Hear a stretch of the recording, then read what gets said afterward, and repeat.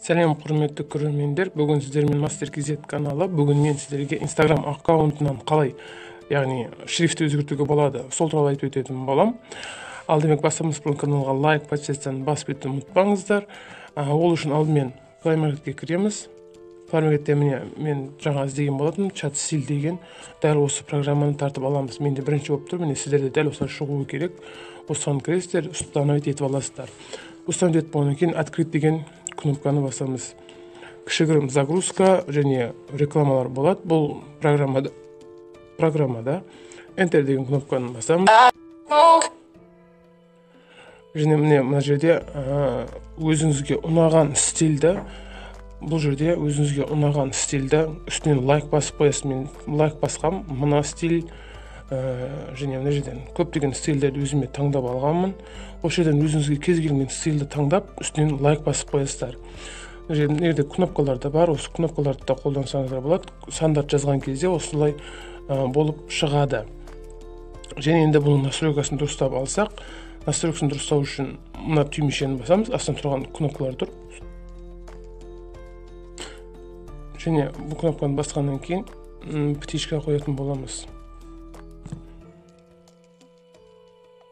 Және бұл жерде сіз настройканы дұрыстайсыз, яғни сіздің өзіңіздің телефоныңыздан установить етіп қоюыңыз керек, яғни осы стильді қосып қоюыңыз керек.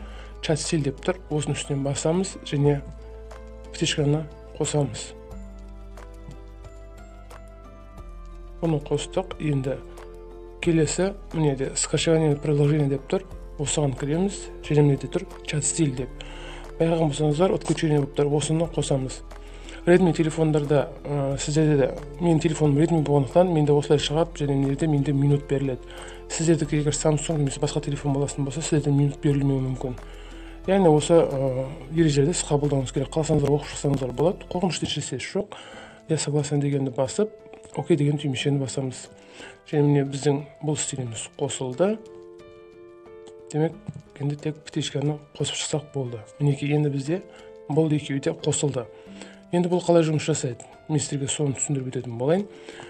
Ал Instagramға кірейік. Instagram аккаунтымызға кіреміз. Осы жерден өзіміздің қазір атымызды өзгертіріп көретін боламыз. Редактировать профиль. Мына жерде мен өзімнің атымды өзгертіріп көретін болам. Демек, міне қазақ тренд деп жүр. Міне мына жерде қараған болсаңыздар, мен қазір стильдер таңдаған болатым.